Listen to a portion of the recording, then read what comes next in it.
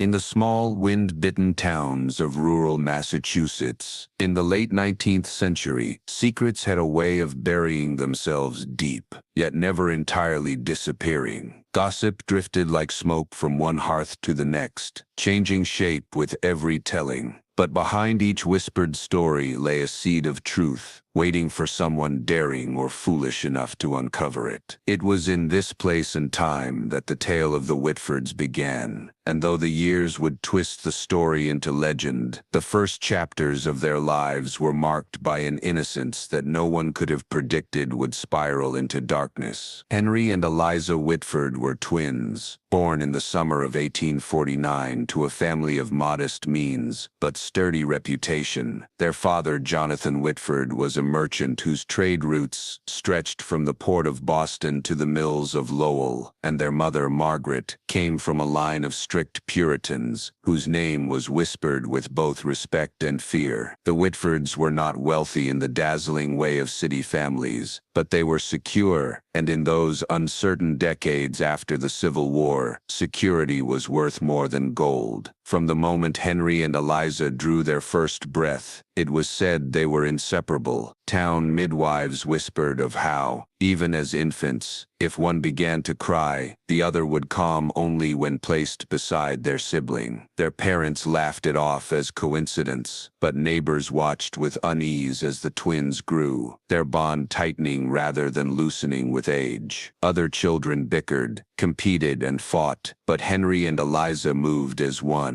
They shared their toys, finished each other's sentences, and could never be coaxed apart without tears. By the time they reached adolescence, the Whitford twins were spoken of with a mixture of admiration and suspicion. Eliza had grown into a striking young woman, with raven dark hair and pale, translucent skin that seemed to glow against the candlelight. Henry was her mirror in male form, tall and lean, with sharp features, softened only when he was beside his sister. Their resemblance was uncanny, as though they were two halves of one whole, a living reflection. At town gatherings, neighbors could not help but glance twice when they entered a room together, as though staring at some natural trick of God. The Puritan blood of their mother weighed heavily upon them. Margaret Whitford raised her children under the stern hand of Scripture, demanding obedience, humility, and purity of thought. But beneath that rigid discipline grew something else, something not spoken of within the house, but visible to anyone who dared look too closely. The way Henry and Eliza's eyes lingered on one another, the way they leaned into each other's presence, the way no suitor seemed able to distract either from the other. Eliza was courted by young men of standing, yet none found favor. Henry, too, received offers to be introduced to respectable families, yet he brushed them aside with excuses. The twins had no need of others, and perhaps no desire for them either. Rumors began quietly, at first no more than murmured unease among women at the market or men at the tavern. "The Whitford children are too close," someone would mutter. "It isn't natural, the way they look at each other." Such talk never reached the parents' ears, but it coiled around the town like smoke, impossible to banish once it had begun. In a world still bound tightly by the expectations of religion and law, the mere suggestion of impropriety between brother and sister was enough to stain a family name for generations. The Whitfords, however, seemed untouched by such suspicion. To outsiders, the family projected an image of order, piety, and respectability. Yet within the walls of their home, Henry and Eliza grew only more inseparable. They studied together late into the night, Henry reading aloud from volumes of Shakespeare or Milton, while Eliza embroidered by firelight. They walked the grounds of their estate side by side, speaking in hushed tones that no one else could overhear. At times they even disappeared into the woods for hours, returning only at dusk, their clothes lightly dusted with leaves, their expressions unreadable. When Jonathan Whitford died unexpectedly of a sudden fever in 1867, the household shifted in ways subtle yet profound. Henry, at only 18, was thrust into the role of man of the house. Eliza, still a girl by the measure of the town, clung to him more fiercely than ever. Their mother, weakened by grief, retreated into stricter devotion, leaving her children to one another's company far more often than before. If there were boundaries once, they blurred in those years of mourning. It was during this time that neighbors noticed peculiarity. A farmhand reported seeing Henry and Eliza walking hand in hand along the riverbank, their heads bent together in a way that seemed more than fraternal. A maid who worked briefly in the Whitford home claimed she once passed by a door left ajar and saw them seated together, too closely, speaking in whispers that ceased the moment they realized they were observed. Such accounts, though whispered in confidence, were quickly dismissed by most townsfolk as exaggerations. Who would dare accuse the children of Jonathan Whitford of such sin? To voice suspicion outright would be to invite scandal and ruin. And yet something within the Whitford house was shifting into secrecy, into a quiet that spoke volumes. By 1870, the twins were in their early 20s, a respectable age for marriage in their community. Suitors continued to circle Eliza, but she rejected them all with gentle but firm refusal. Henry, when pressed by his mother to consider alliances, claimed his focus must remain on stabilizing the family affairs and preserving the estate. But behind those excuses lay the truth. Neither dared speak aloud, for the truth was as intoxicating as it was damning. Henry and Eliza belonged to each other. The bond that had tethered them since childhood had grown into something more, something that would have horrified their Puritan ancestors and scandalized their neighbors beyond measure. They had crossed a line invisible to others but undeniable to themselves, stepping into a love forbidden not only by law, but by blood. Yet to them it did not feel monstrous. It felt inevitable, as though their very existence had been designed to converge upon this union. "We were born together," Eliza once whispered to Henry, "and we will never be apart." It was in the spring of 1871 that the decision was made. Whether born of defiance or desperation, Henry and Eliza resolved that if the world would never sanction their love, then they would bind themselves in secrecy. There are no surviving records of where the vows were spoken or who officiated the union, but fragments of evidence suggest it was done quietly, perhaps in a secluded chapel far from town, with only a sympathetic clergyman present, if indeed a clergyman was there at all. Some accounts claim Henry read the words himself, drawing from a Bible that had been their father's, while Eliza stood before him in a gown of white muslin, her eyes shining with tears. In whatever form the ceremony took place, they emerged from it not merely as brother and sister, but as husband and wife. The Whitfords were not just another name in the registry of New England's wealthy families. They were an institution, a dynasty woven into the very fabric of Massachusetts commerce and politics in the mid-19th century. Their wealth stemmed from the booming textile industry, an empire of looms and mills stretching across riversides, where hundreds of men, women and even children labored in dimly lit rooms for meager wage. For every bolt of cloth that left their warehouses, another coin clinked into the Whitford coffers. But money was not the only thing they hoarded. They clutched power as tightly as gold, ensuring that their influence reached far beyond the confines of factory walls. The patriarch, Augustus Whitford, was a man whose presence filled any room he entered, not by sheer physical size, though he was broad and imposing, but by the gravity of his gaze and the chill of his silence. His philosophy was carved into every decision he made: purity, control, and legacy. In his eyes, the Whitford bloodline was sacred, a gift that could not be squandered through careless unions with families of lesser breeding or inferior means. His mills could trade with anyone, but his family was not to mingle freely. They were to remain elevated, untarnished, a living symbol of dominance over both fortune and flesh. From the moment Henry and Eleanor were born, Augustus saw in them not just children, but vessels of continuity. They were twins, a fact he often described as providence, two halves of the same design, perfectly balanced, as if fate itself had chosen to bless him with not one heir, but two reflections of his own ambition. Eleanor had her father's sharp features, softened by her mother's delicate grace, while Henry was the mirror of Augustus in miniature, a boy destined to wear his father's sternness like armor. Their mother, Marian Whitford, was rarely mentioned in the family's oral legacy. She was a quiet woman who moved like a shadow through the estate, her role seemingly reduced to producing heirs and then retreating into silence. Some said she had once been lively, a talented pianist who filled the house with music before Augustus's dominance snuffed her brightness out. By the time the twins were 10, Marian was more ghost than woman, an echo that drifted down hallways and appeared only at mealtimes with eyes fixed firmly on her plate. In those early years, neighbors noticed how inseparable Henry and Eleanor were. Children are often close, but the Whitford twins exhibited a bond that unsettled even the most forgiving observers. They walked together, spoke together, and seemed to move through life as if tethered by some invisible thread. If one fell ill, the other would complain of the same fever or ache. If one laughed, the other's smile followed instantly, as though rehearsed.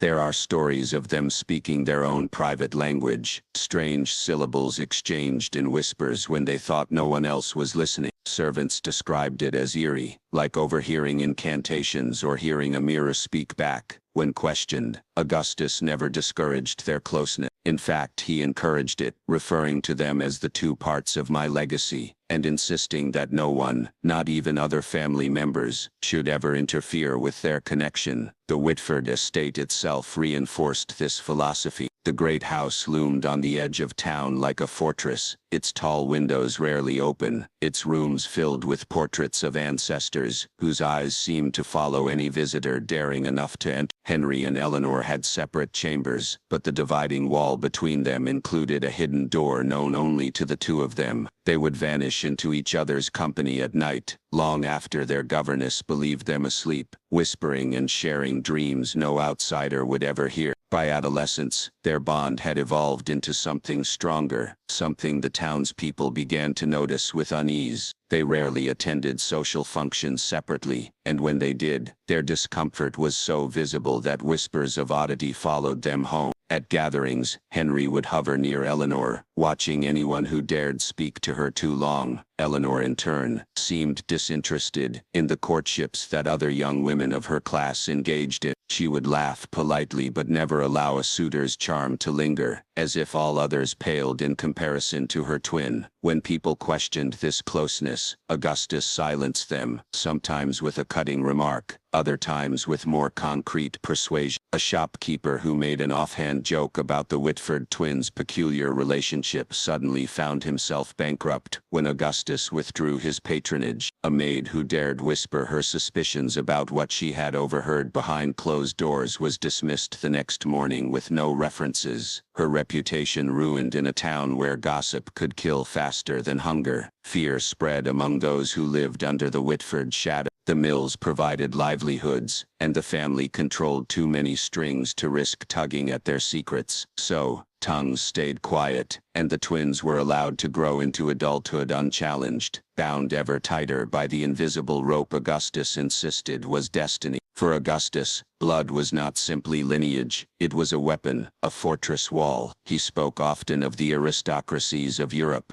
of royal families who intermarried to preserve dynastic purity. He admired the Habsburgs, ignoring their infamous deformities, focusing instead on their longevity and their ability to keep power contained within a tight circle. He declared that America was too quick to dilute its greatness, that too many families traded away their names for fleeting alliances with outsiders. The Whitfords would be different. They would remain pure, their fortune intact, their name unbroken. In Augustus's mind, Henry and Eleanor were the embodiment of that philosophy. They were not merely twins. They were his chance to prove to the world that legacy could be forged, not just through wealth, but through absolute control over flesh and blood. Eleanor's beauty became a problem for Augustus, only because it attracted attention from men he deemed unworthy. Suitors came from nearby towns, young men who saw in her a path to fortune. Augustus dismissed them all with cold indifference, sometimes without Eleanor even meeting them. On one occasion, a particularly persistent suitor from a reputable Boston family visited the estate, only to be turned away at the door by Augustus himself, who declared, "My daughter has already been promised." The man left confused, wondering to whom she had been promised, as no engagement had ever been announced. Henry, who had been watching from an upstairs window, reportedly smiled faintly when the suitor's carriage rolled away. The rumor spread quickly that Eleanor was already secretly engaged, though no name was ever attached. Among the servants, however, the whispers were more sinister. They claimed Henry himself was the unnamed fiancé. As the years passed, Eleanor's reluctance to entertain any suitors became less peculiar and more damning. Women of her age and class were expected to marry well, to bear children, to extend family lines into new alliances. Yet Eleanor remained within the walls of the estate, never betrothed, always at her brother's side. When confronted, she insisted she had no interest in outsiders, that none could understand her as Henry did, none could complete her in the way her twin could. These words, when repeated by a dismissed governess, caused such scandal that Augustus threatened legal action if they ever surfaced in print. The governess vanished from town shortly after, her absence only deepening suspicion. Still, the Whitfords' wealth was a shield, and what could have been a full-blown scandal remained only a whisper on the wind. Henry, for his part, grew into a man of ambition, tempered by obedience. He admired his father, but he worshipped his sister. Those who worked in the mills described Henry as distant, cold, efficient in business dealings, but curiously soft-spoken when Eleanor's name arose. He could command hundreds of workers with a single glance, yet he deferred instantly to his sister's smallest whim. When Eleanor requested a rare book, Henry himself traveled 2 towns over to acquire it. When she expressed a fascination with the stars, he bought her a telescope, and together they would spend nights on the estate's balcony, gazing into the heavens, as if searching for a reflection of themselves in the constellation. Servants reported finding them in strange places around the estate, attic corners, abandoned rooms, even the old chapel on the grounds, sitting in silence, hand in hand, staring at one another as though locked in a communion no one else could penetrate. The Whitfords' obsession with secrecy reached new heights as the twins reached their 20s. Augustus became more reclusive, focusing less on expanding the mills and more on keeping control over his family's narrative. He instructed the town minister never to speak of the Whitfords from the pulpit, paid editors to avoid printing their names, and made sure that no documentation beyond what was absolutely necessary ever left the estate. Some called him paranoid, but in truth, Augustus was prepared. He believed that the Whitfords were destined for something monumental, a step beyond the conventions of society, and he needed silence to protect it until the time was right. In the journals of one distant cousin, later discovered in a library collection, there is an entry that reads, "Augustus spoke again tonight of destiny. He insists Henry and Eleanor are not 2 people, but 2 halves. He says their bond is sacred, and that soon it shall be sanctified by more than God." This philosophy did not end with Augustus. It trickled into Henry and Eleanor's own belief. They had grown up under the constant reminder that they were not like others, that their bond was chosen, not merely accidental. In time they began to believe it. What began as familial closeness warped into something else, something they could not name, but could not deny. If they were seen together less often in town, it was because they no longer felt comfortable among others who could never understand. If their eyes lingered on each other longer than siblings should, it was because they had been told since birth that their connection was divine. Augustus's philosophy became their reality, shaping them until no line between brother and husband, sister and wife, seemed to exist. By the dawn of 1871, the Whitfords stood at a crossroads. The mills were prosperous, the estate secure, but Augustus was aging, his health faltering. He knew his time to cement the Whitford legacy was running short.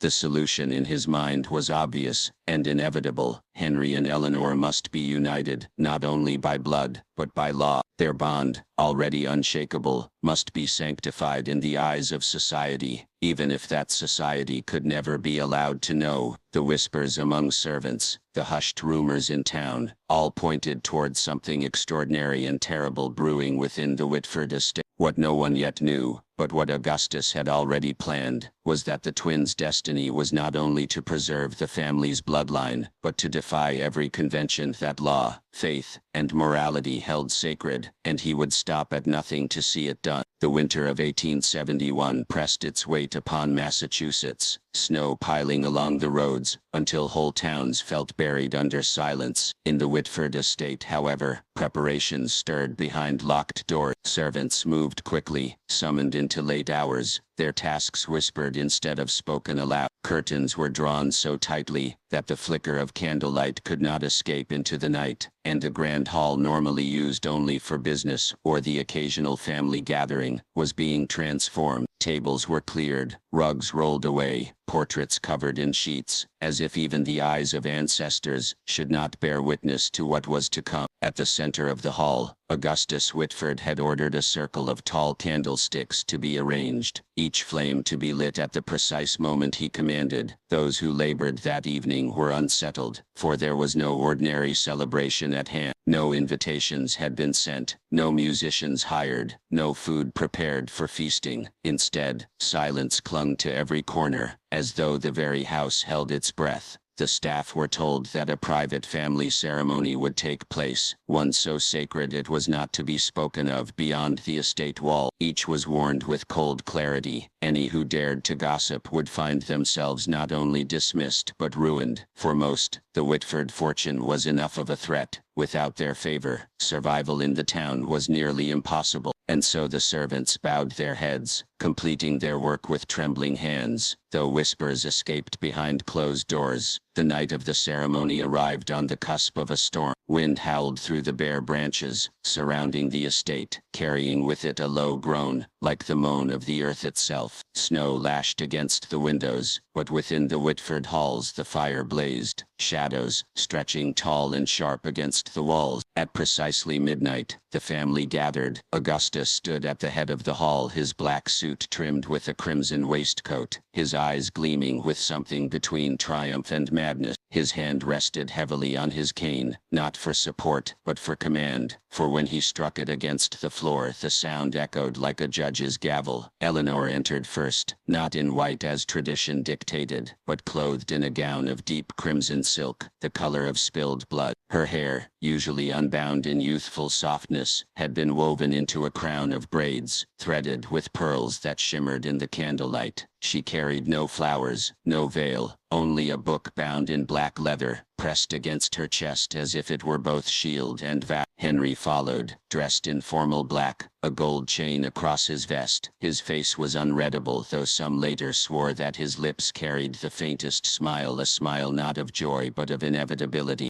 The sight of them walking side by side caused more than one cousin present to avert their gaze, for it felt not like a wedding march, but like the processional of something forbidden, an act both sacred and profane. The officiant who awaited them was not the town's minister, nor even a recognized clergyman. He was a man known only to Augustus, a defrocked minister with a reputation for scandal, a figure who had once been chased from a congregation after accusations of heresy and impropriety. His name was never written in any record that survived, though some descendants of servants later claimed he was called Reverend Klein. He stood within the circle of candles, his voice low and guttural, carrying an accent that few could play. He had brought with him a small chest of items, among them a silver chalice, a bundle of strange herbs, and a length of parchment that appeared more ancient than any in the house. When he lifted his hands, silence fell so thick that even the storm outside seemed to pause. The ritual began not with vows but with invocations. Latin phrases rolled from Reverend Klein's tongue, phrases that no one present could entirely translate, though some recognized fragments that belonged more to older rites than Christian scripture. Augustus nodded at every line, his satisfaction evident. When he raised his hand, Eleanor stepped forward into the candle circle, her book open to pages, inked with unfamiliar symbols. She recited words with a steadiness that startled those who heard her, as though she had practiced the lines countless times in secret. Henry joined her, his voice merging with hers, their tones weaving together until it was impossible to tell where one ended and the other began. Witnesses later whispered that the twins did not look at the officiant as most couples would, nor even at the gathered family, but only at each other. Their eyes locked with such intensity that it was as if no one else existed. They repeated the vows given to them, but the true weight of their words seemed to pass silently, unspoken but understood, between them. "You are my blood, you are my breath, you are my law," Henry declared, his voice strong, "and I am yours beyond the world and within it," Eleanor replied. The words, though delivered in English, carried an unnatural cadence that left the listeners chilled. The chalice was filled, not with wine but with water darkened by the herbs the minister had brought. Each twin drank in turn, lips touching the same rim, their eyes never breaking apart. Then Reverend Klein drew from his chest a thin blade, its handle carved with markings like teeth. He pricked Henry's finger first, then Eleanor's, letting drops of blood fall into the chalice. With deliberate motion he mixed the liquid and lifted it high, declaring in Latin that their bond was now sealed in both blood and law. Augustus clapped once, his voice breaking the hush. "Bound by blood and bound by law, so it is written, so it shall remain." At that moment, a gust of wind battered the house so violently that the flames nearly extinguished. The hall plunged into wavering shadows, the cousins clutching one another in fear. Yet Augustus only smiled wider, raising his cane in satisfaction. The officiant scrawled his signature on the prepared parchment, his handwriting uneven, as though his hand trembled. Henry signed next, then Eleanor, each stroke deliberate. When Augustus leaned forward to examine the document, his expression softened for the first time in years. In his mind his life's work had been achieved, the Whitford line secured, the union sanctified not only in secrecy, but in legal permanence. After the signing there was no music, no feast, no laughter. Instead, the family dispersed in silence, each cousin and uncle carrying the weight of what they had witnessed. Servants were ordered to extinguish the candles, and return the hall to its former state before morning. The officiant was escorted to a carriage that took him away into the storm. He was never seen in the town again, and when his name was sought in any parish record, no trace could be found. Some said Augustus had paid him to disappear, others believed he had been silenced permanently, his body hidden beneath the earth of the Whitford land. The truth was swallowed whole like so many things within that house, but one detail lingered in the memories of those who dared recall the When Henry and Eleanor stepped from the circle, their hands remained clasped tightly, not in the manner of a brother and sister supporting one another through a strange ordeal, but in the grip of something deeper, something final. They walked from the hall as though the world had already changed, their eyes fixed forward, their bond sealed not only by ceremony but by will. The cousins who remained behind exchanged glances, heavy with fear. They had witnessed something that no one should have seen, a union that violated law, nature and God himself. Yet none dared speak a word, for Augustus had made it clear, this was their destiny, and silence was survival. For weeks afterward the estate remained shut. No visitors were welcomed, no celebrations announced. The town, unaware of the details, only sensed that something significant had occurred. They noticed the twins less frequently in public, their appearances rarer and more unsettling when they did emerge. Always together, always silent, their presence exuded an aura that unsettled even those who had once admired them. Rumors grew, though no one possessed proof. Some claimed to have seen a strange glow from the windows of the estate late at night, as if candles still burned in secret.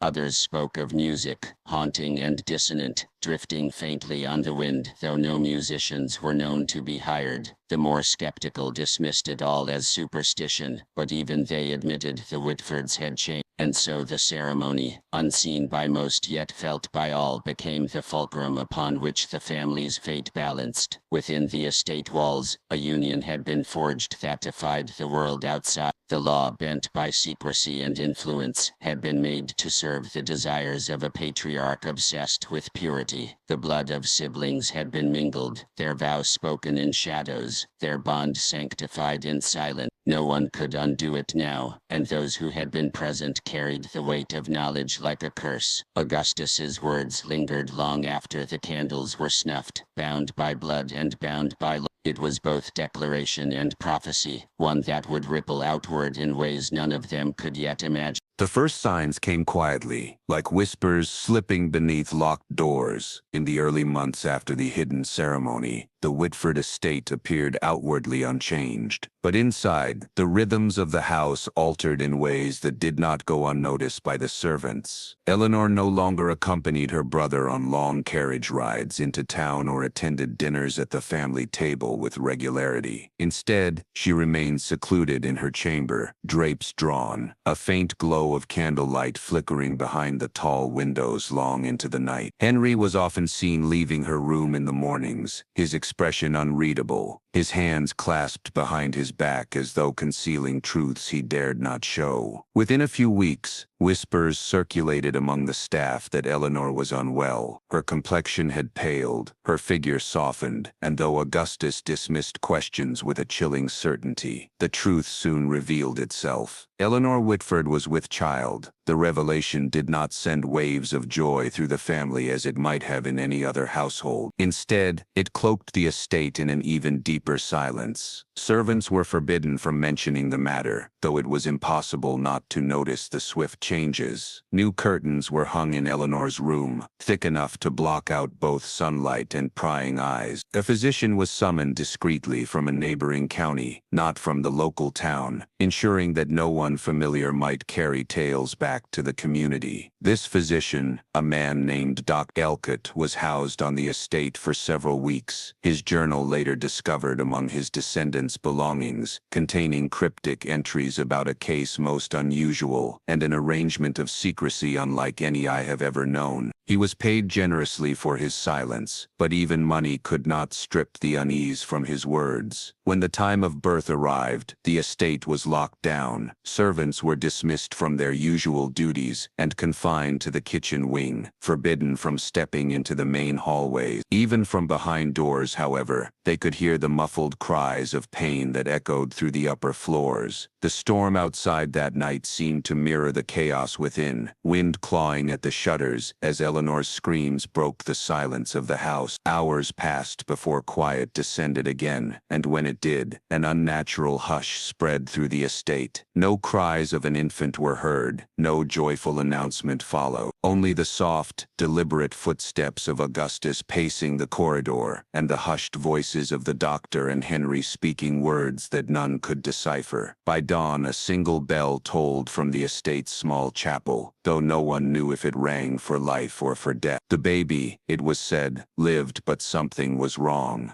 Servants caught fleeting glimpses when tasked with delivering meals or linens, but what they saw left them shaken. The child, pale as wax, possessed eyes too large for its head, staring unblinking at those who dared meet its gaze. It never cried, not once. Instead, it watched, silent and still, as if cataloging the world around it with eerie precision. One maid confessed in later years that she quit her position not because of the family's cruelty, but because of the way the infant's eyes followed her every movement, as though it understood more than it should. Augustus, however, seemed pleased. He insisted that the child's silence was a sign of strength, of intellect, of destiny. He named the baby Lucian, a name that meant light, though in the shadows of the estate it carried more weight than warmth. Eleanor grew weaker in the months that followed, her vitality drained by confinement and secrecy. Yet even as she faded, Augustus pressed forward, declaring that the line must continue. By the next year, Eleanor was again with child. This time the pregnancy was hidden even more carefully. Curtains were nailed shut, servants rotated so that none remained long enough to grow suspicious, and Henry took to pacing the estate grounds at night, as if guarding against unseen eyes. When the second birth arrived, the story repeated its painful cries in the night. The doctor summoned, silence that followed. Another child, this one named Helena, a girl with the same unblinking stare as her brother. The servants whispered among themselves, calling them the children of silence, for neither uttered sound, not even the soft babble expected of infants. Instead, they watched, always watched, their eyes following movement like predators learning the habits of prey. By the third birth, 5 years into the strange union, fear within the estate had reached a fever pitch. 3 children now, all pale, all silent, all hidden from the world beyond the Whitford gate. Augustus insisted they were to be homeschooled, nurtured within the confines of the estate, their brilliance protected from the corruption of outsiders. Yet servants spoke of strange noises at night, not the laughter or chatter of children, but rhythmic thumps against the walls, as though the little ones moved in unison. Some claimed they heard humming, low and resonant, vibrating through the floorboards when no one was near the nursery. Others reported that the children never seemed to age as ordinary children did. Their limbs grew, their faces sharpened, but their expressions remained frozen, their silence unbroken. It was during these years that Eleanor's health deteriorated beyond repair. She was often seen wandering the corridors at night, her gown stained with sweat, her hair tangled, her lips murmuring incoherent fragments. Some servants claimed they saw her carrying one of the children through the halls at midnight, whispering lullabies in a language unknown to them. Others swore they glimpsed her standing in the old chapel, the children gathered around her like disciples, their eyes reflecting candlelight in ways that seemed unnatural. One coachman, who later fled the estate, described entering the chapel accidentally one evening and finding Eleanor seated at the altar with her 3 children kneeling before her. Their eyes turned toward him in unison, their silence so oppressive that he ran without looking back, abandoning his post by morning. Henry, on the other hand, grew more devoted, not only to Eleanor but to the children themselves. He spent long hours in their company, reading from books, teaching them letters and numbers, though no one ever heard the children respond. He spoke as though they answered him, pausing in conversation, nodding, even smiling faintly, though only his voice filled the room. Some servants believed Henry had fallen into madness, convinced that his silent offspring communicated in ways no one else could perceive. Augustus encouraged this belief, declaring that Henry had inherited his vision, that together they were guiding the future of the Whitford line into greatness. The family's reputation in town grew more enigmatic with every passing year, as the twins were seen less and less, and rumors of strange happenings at the estate multiplied. The townsfolk speculated endlessly. Some believed the Whitfords had aligned themselves with occult practices, trading natural law for power. Others whispered that the children were malformed, hidden from sight out of shame. A few dared to suggest that the Whitford bloodline had cursed itself through its unnatural union, producing offspring who bore the mark of sin. Whatever the truth, no one from the town ever saw the children direct. They existed only in rumor, only in the testimonies of frightened servants, who left the estate pale and shaken. It was said that Augustus employed men to follow former staff, ensuring their silence long after they departed, but some could not help but speak. Their words carried on the wind until the phrase "children of silence" spread beyond the estate walls and into the taverns and parlors of nearby towns. One particularly chilling account came from Dr. Alcott himself. In his later years, when his practice was long behind him, he spoke to a colleague about his time at the Whitford estate. He described the first child he delivered as unnerving in its stillness, as though life and death warred within it and neither prevailed. Of the second, he wrote that the child's eyes did not blink even under the brightest lamp. It stared as though it were measuring the soul of the observer. And of the third, he confessed in a shaking hand, "I am certain that when I turned my back to clean my instruments, the child stood. Though it was scarcely 2 hours old, I did not see it with my eyes, but I felt it, felt the weight of its presence, felt its gaze on my neck. I left the estate soon after and vowed never to return." These accounts were never published in his lifetime, only discovered in journals decades later, but they lend weight to the whispers that surrounded the Whitfords in those years. By the late 1870s, the family was a fortress of secrecy, its halls echoing with silence more suffocating than any noise. Augustus, though pleased with his legacy, grew increasingly reclusive. He rarely left his study, poring over books of genealogy, history, and esoteric philosophy, muttering to himself about destiny and the preservation of blood. Eleanor, frail and half-mad, drifted like a specter through the estate. Henry carried the weight of both father and brother, guiding the children in whatever strange education he believed they required.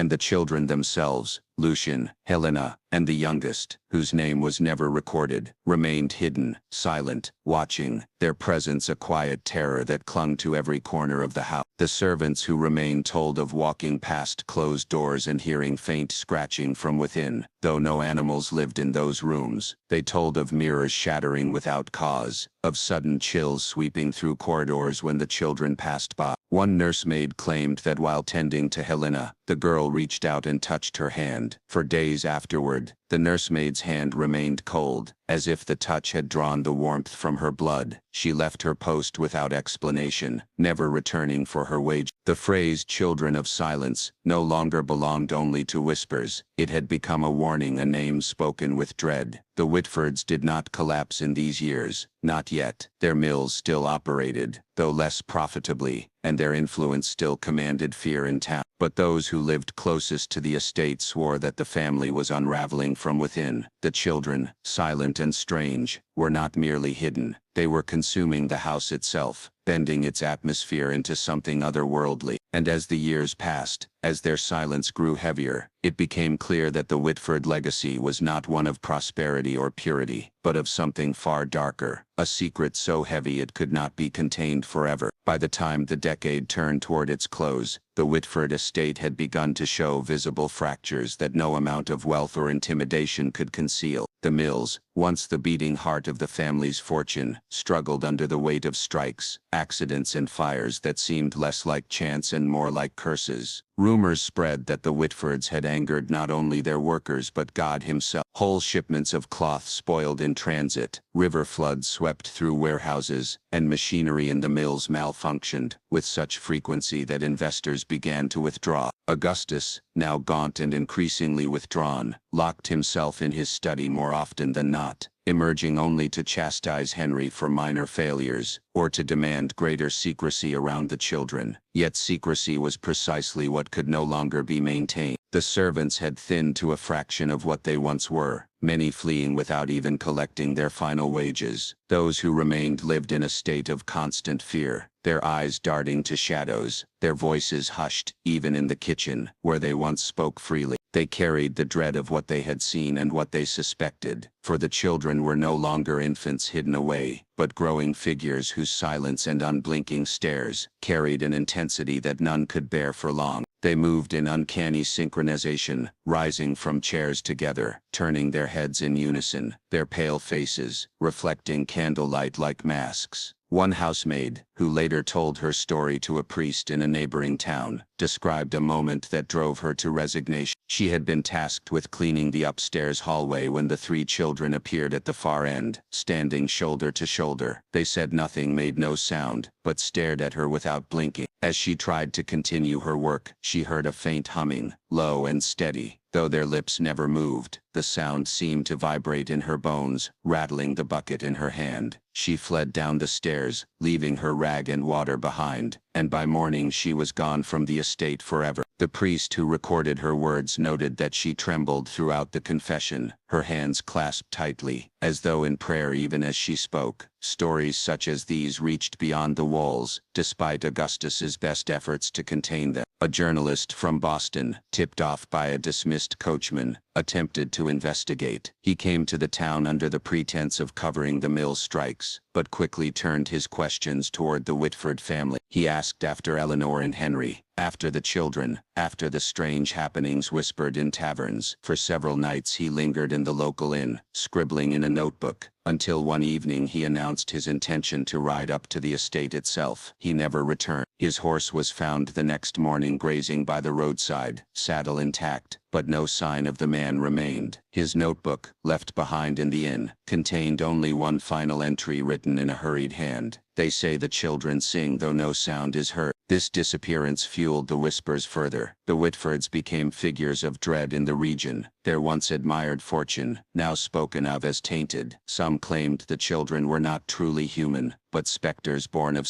others believed Augustus had bargained with forces beyond comprehension to preserve his family's line, and the offspring were the price. Yet others, more practical though no less fearful, insisted the children were the product of inbreeding, hidden away to shield the family from scandal. Whatever the explanation, the silence of the estate grew heavier each year, like a fog that pressed against the gates and seeped into the town itself. Inside the mansion, life unraveled with increasing violence. Augustus's temper became erratic, his shouts echoing through the halls late at night. He railed at Henry for his softness, at Eleanor for her frailty, at the servants for their incompetence. Once when a maid spilled wine on the dining cloth, Augustus struck her so hard she collapsed, her cheek purpled for weeks. Even among his own kin, his control frail. Cousins who once gathered for Christmas refused invitations, claiming illness but never returning. Soon the only residents were Augustus, Henry, Eleanor, the children, and a skeleton staff who stayed only because they feared destitution more than the strange horrors of the house. The children meanwhile grew bolder in their presence, though Augustus insisted they remain hidden from outsiders. Within the estate they roamed freely, their footsteps soft and eerily chord. Servants reported finding them in places they should not have been, the wine cellar, the attic, the chapel, and each time they stood together in silence, eyes fixed upon the intruder until the person fled. They rarely, if ever, spoke, but their movements carried intent, as if each gesture conveyed meaning. Henry claimed he understood them fully, that their silence was not absence, but a language richer than words. He spent hours with them in the library, reading aloud, nodding as though they replied in turn. To others, it appeared madness. To Henry, it was communion. Eleanor drifted further into instability. Her health, already fragile, seemed to collapse under the weight of guilt and obsession. She was seen wandering the grounds barefoot in winter, her nightgown trailing through the snow, her lips moving in whispers. Once a servant followed her out of concern and found her kneeling by the frozen pond, the children standing behind her in a line, their reflections in the ice unnervingly clear even in the dim moonlight. Eleanor pressed her hands to the ice and murmured, "The silence keeps them safe." The servant, terrified, retreated before she could be seen, resigning the next day. By 1881 the estate itself seemed to echo the family's decay. The once proud walls grew damp, wallpaper peeling in corners, ceiling stained with water from neglected repairs. Furniture gathered dust as fewer rooms were used, whole wings of the house locked away. The Whitfords still held wealth enough to maintain appearances in town, but inside their walls opulence gave way to ruin. Rats infested the kitchens, ivy clawed up the outer walls, and the air carried a musty weight that no fire could dispel. Yet Augustus clung to his belief that the Whitfords were destined for greatness, that the children were proof of divine providence. He told Henry to ignore the town, to focus instead on preparing the children for the future. "They are the next age," he muttered more than once, his eyes wild. "They are what blood can create when it is not diluted." The turning point came with the testimony of a servant named Sarah, who fled the estate and confessed to a local editor what she had seen. She spoke of nights when the children gathered in the chapel, standing around Eleanor as she lit candles, and sang in a voice that seemed not entirely her own. She described the way their shadows stretched unnaturally long on the walls, bending and twisting in shapes that did not match their small form. Most chilling of all, she recounted an evening when she delivered bread to the nursery, and found the three children sitting in a circle on the floor, their hands joined. They looked up at her in unison, and though their mouths did not move, she heard a voice in her mind, soft and cold, saying, "You should not be here." She dropped the tray and fled, never to return. The editor to whom she told her story hesitated to print it, fearing the Whitfords' wrath, but the account circulated in whispers nonetheless. When Augustus learned of Sarah's betrayal, his fury knew no bounds. He raged for days, accusing Henry of weakness for allowing a servant to escape. Yet even as he shouted, his body betrayed him, his cough deepened, his frame weakened, his once commanding presence shrank. By the winter of 1882, Augustus rarely left his bed, consumed by illness and fever. In his final days, he called for Henry and Eleanor, demanding they keep the children hidden, insisting that their silence was the key to survival. His last recorded words, scribbled in the margins of his journal, were chilling. "They will endure beyond us. The silence will carry the name." When he died, the bells of the chapel rang once, and then fell forever silent. Without Augustus, the fragile order of the estate collapsed. Henry assumed control, but his devotion to the children left him uninterested in managing the mills or the family's fortune. Debts mounted, creditors pressed, and workers abandoned their posts. Fires broke out in 2 mills, destroying what little profit remained. And though townsfolk whispered of sabotage, none dared accuse the Whitfords direct. Eleanor, broken by grief and years of frailty, withdrew entirely, spending her days in the nursery or the chapel, her nights wandering like a phantom through the halls. The children, now older, became the true rulers of the estate, their silent presence dominating every room, every servant, every decision. The cracks in the estate were no longer hidden. The Whitfords, once a dynasty of wealth and influence, had become a house of whispers and fear, its halls filled not with laughter or life, but with silence so profound it seemed alive. Travelers passing the estate at night reported strange lights in the windows, voices carried on the wind, though no sound reached their ears. They told of pale faces, staring from the glass, vanishing when met with the gaze. The town, once dependent on the Whitfords, now avoided their land, skirting the estate, as though it were cursed ground, and in many ways it was, for within those walls, the children of silence grew stronger, their presence more commanding,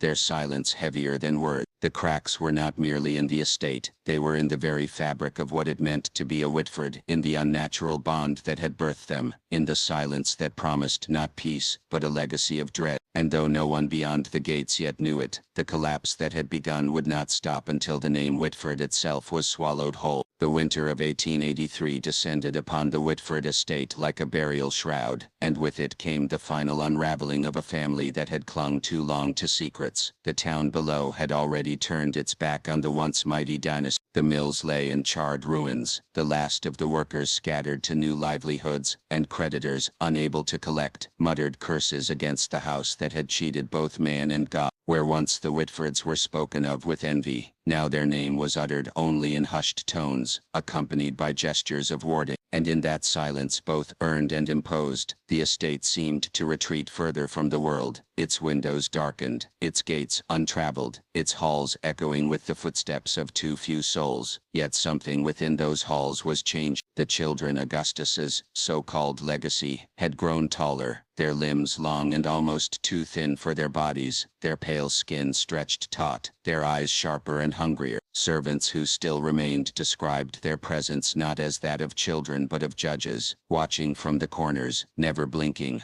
never smiling. They rarely spoke, and when they did, their words came in strange unison, as if one mind spoke through 3 mouths. Those who witnessed such moments refused to speak of them for long, their voices breaking into whispers before faltering altogether. Henry devoted himself fully to them, more a disciple than a father, reading scripture, philosophy, and even arcane tracts pulled from Augustus's hidden library. He claimed the children understood truths beyond mortal comprehension, that their silence was not emptiness, but communion with something higher. When asked by a rare visiting cousin why the children never attended church, Henry only smiled and said, "They do not need a church. The silence itself is holy." That cousin left the estate the very next morning and was never heard from again in Whitford circles. Eleanor, by contrast, had slipped beyond reason. Her body remained in the estate, frail and drifting, but her mind seemed always elsewhere. She could be found in the chapel at all hours, lighting candles until the air grew thick with wax, her lips muttering prayers that mingled names of saints with words no scripture contained. At times she stood at the nursery door watching the children as they sat together in perfect stillness, and whispered, "Forgive me," over and over, though none ever answered. Her once gentle nature had become brittle, and servants sometimes found her laughing alone in the corridors, a sound so high and sharp that it echoed like breaking glass. The estate itself decayed further, rooms sealed and forgotten, corridors draped in cobwebs, fireplaces long gone cold. The air grew heavy, damp,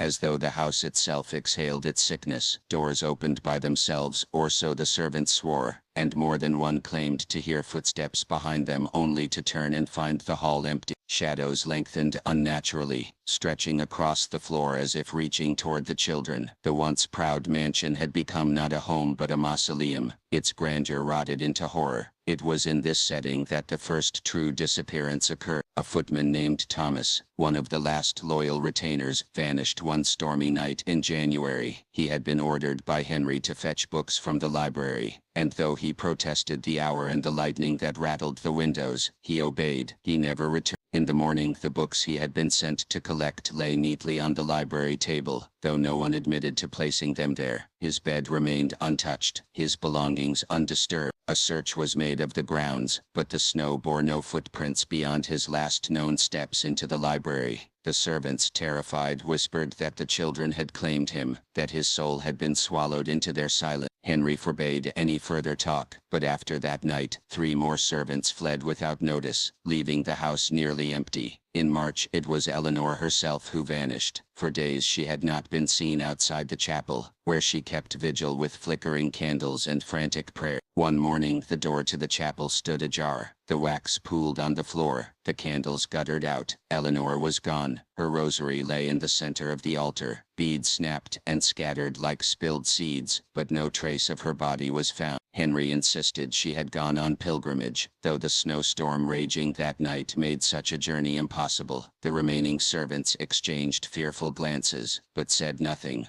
After that, Henry forbade anyone from entering the chapel. The children were often seen lingering near its doors, however, as if keeping watch over the absence within. The disappearances did not end there. A courier sent to deliver urgent letters from creditors never returned from the estate. A doctor from a neighboring town, summoned at Henry's request, entered the gates and was never seen again. Each time, whispers grew louder in the village below, until townsfolk began to avoid the very road that led past the Whitford land. Travelers who did not know the local stories spoke of feeling watched when passing near the estate, of shadows moving in the windows, of faint singing that seemed to follow them long after they had gone. Some said it was not singing at all but a hum, low and endless, vibrating in the chest like a second heartbeat. By summer, Henry himself had begun to unravel. His journals, later found in fragments, record a mind consumed by both reverence and terror. The silence speaks, he wrote in one entry. It tells me of futures unimagined, of ages to come. The children are not ours, they are beyond us. They wait for the moment when the world is ready. In another, Eleanor has been taken into the silence. She resisted, and so she was claimed. I do not resist. I belong to them as they belong to me. The handwriting grew increasingly erratic, lines slanting, words overlapping, ink smeared by what appeared to be tears or trembling hands. The children meanwhile became the sole true masters of the estate. Neighbors swore they saw them wandering the grounds at night, 3 pale figures in thin garments, untouched by rain or cold, their movements too synchronized to be natural. Once, a shepherd claimed they stood at the edge of the forest, watching his flock, until every sheep scattered in panic. When he shouted at them, they did not move, did not answer, but he felt a pressure in his chest, as though unseen hands were squeezing the breath from his lungs. He fled, abandoning his herd, and refused ever again to take his animals near Whitford land. In October of 1883, the estate fell utterly silent. Smoke no longer rose from its chimneys, lamps no longer flickered in its windows. The last servant, a kitchen maid, staggered into town one dawn half mad with fear, her hair wild, her dress torn. She babbled of voices inside her head, of children who never blinked, of doors that opened onto nothing but darkness. When pressed for clarity, she could only repeat, "They are gone, all of them gone into the silence." She died 3 days later of fever, never regaining sense. When townsfolk finally gathered the courage to send a small party to the estate, they found it abandoned. Furniture remained, meals half prepared on the table, candles burnt down to stubs, yet no living soul could be found within. Henry's study was in disarray, papers scattered across the floor, a journal open to a final entry. Tonight we join them. The silence calls and we answer. The chapel, locked from within, was eventually forced open, revealing only extinguished candles, melted into unrecognizable lumps, and the faint scent of something sweet and rotting. No trace of Henry, Eleanor, or the children was ever recovered. The disappearance of the Whitfords became a legend almost immediately, whispered across Massachusetts and beyond. Some claimed the family had fled in secret, escaping debts and disgrace, leaving behind their cursed home. Others swore they had been consumed by the silence they worshipped, absorbed into the walls of the estate itself. More fantastical still were the rumors that the children had never been children at all, but harbingers of something greater, something that had now awakened and carried them into another realm. The estate was left to ruin. Ivy consumed its walls, windows shattered, roofs caved. Travelers avoided it. Children dared each other to glimpse it from the road. But no one stayed long. Those who lingered swore they heard faint whispers in the empty halls, or saw pale faces in the glass, though no one lived within. The silence of the Whitfords had become eternal, a legacy not of wealth or power but of dread. And so the Whitfords vanished, not with fanfare, not with a final cry, but with the very silence that had haunted them from the beginning. To this day, no bones have been found, no graves uncovered, no evidence of escape or survival.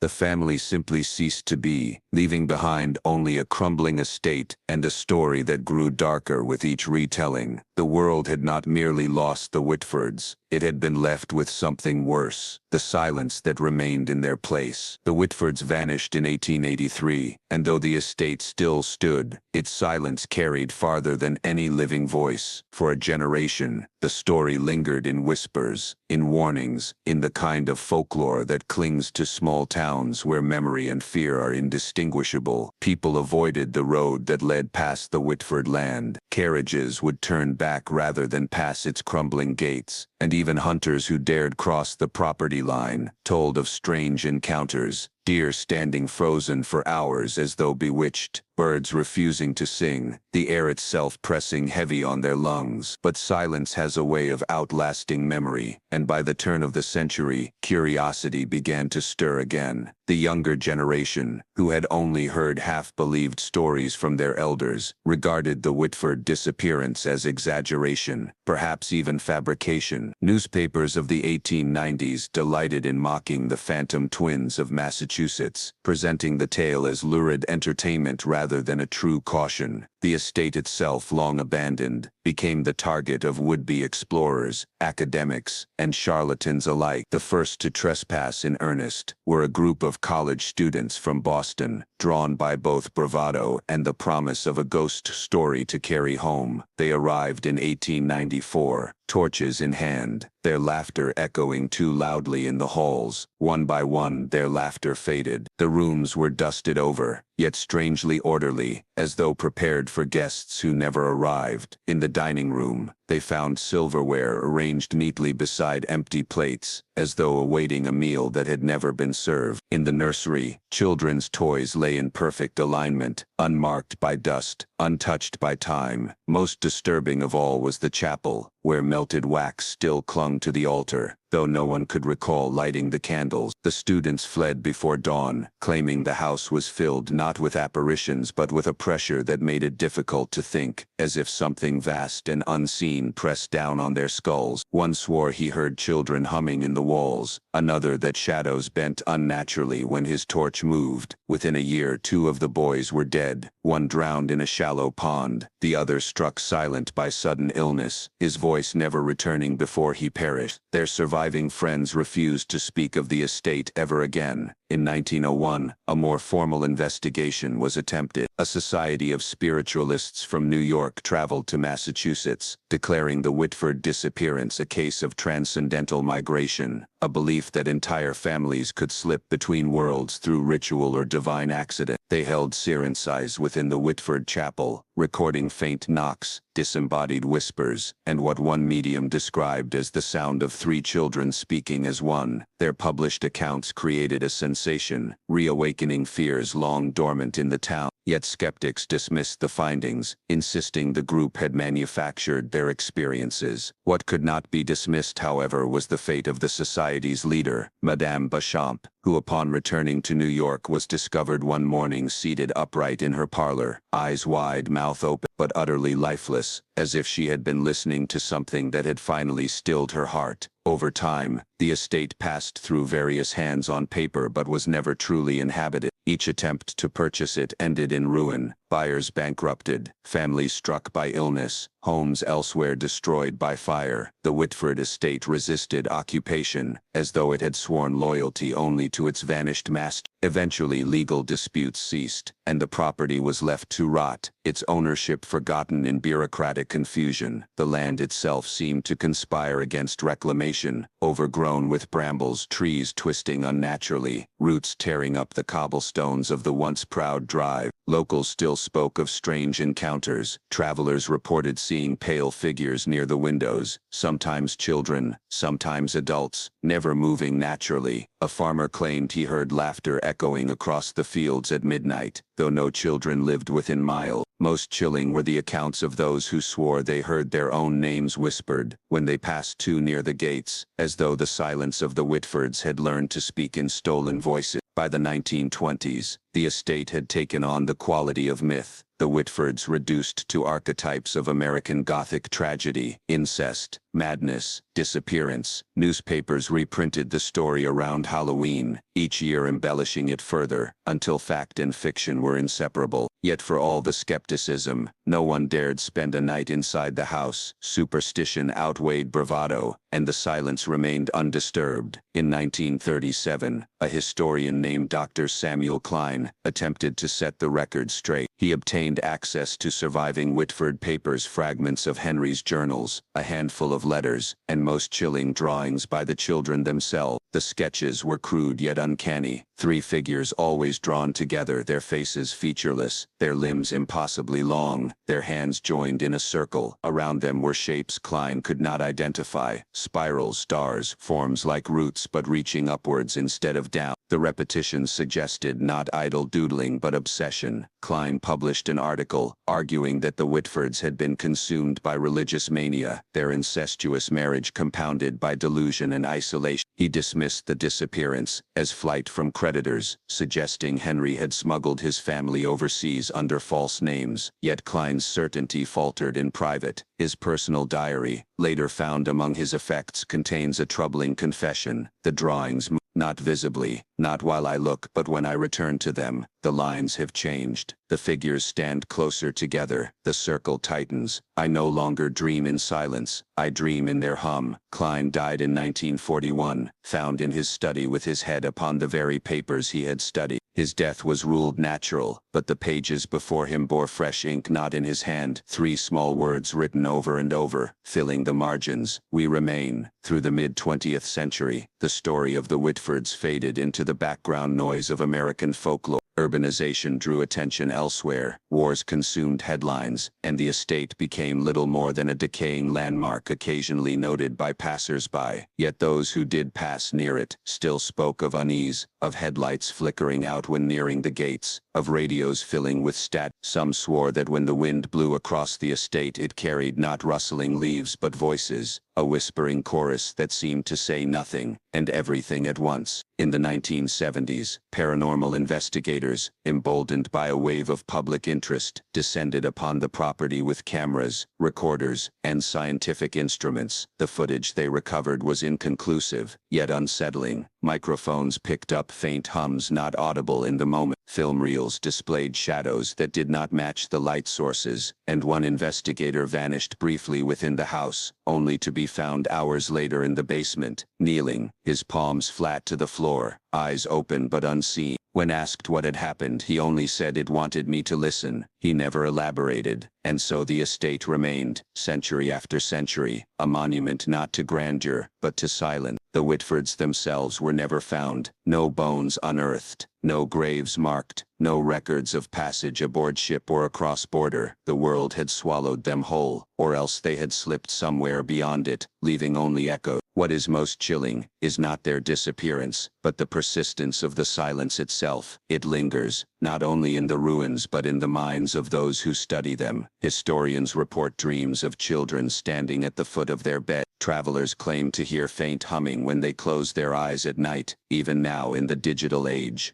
Recordings made near the estate sometimes capture anomalies, overlapping voices, distorted laughter, the sound of pages turning when no books are near. The Whitfords did not end in their story has no true conclusion, because the silence remains. It remains in the soil, in the bricks, in the memory of the town, and in the minds of all who dare look too closely. Some say the twins who bound the family together still walk the halls waiting for their chance to be seen again. Others insist the children, the strange progeny of that forbidden union, never died at all but wait within the walls, growing, waiting, humming. Perhaps the most unsettling thought is this, that the silence is not confined to Whitford land, that those who listen too long carry it with them, spreading it further, generation by generation, that the true hidden chapter of the family's history was not its incest, nor its disappearance, but its endurance, the way silence itself learned to move, to seep into new homes, new minds, new blood. And so, more than a century after the Whitfords vanished, the tale endures not as a closed book but as an open wound, a family bound by blood, bound by law, consumed by its own transgression, and yet not gone, never gone, only silent. And silence, as the world has learned from the Whitfords, is far more enduring than any voice. And so, the story of Henry and Eliza Whitford lingers like a shadow, a chapter written in whispers rather than ink, preserved, not in the public record, but in rumor, in family fragments, in the uneasy silence of a town that saw too much, and said too little. Theirs was a union born from a bond deeper than blood, a devotion that defied law, faith and nature itself. Some will call it love, others will call it sin, but perhaps in truth it was something far more complex, something humanity has never known how to name without trembling. What became of the Whitfords after those fateful years remains clouded in mystery. Certain records suggest the estate fell into ruin, sold off in pieces, after their mother's death. Local lore tells of a grave marked only with two initials,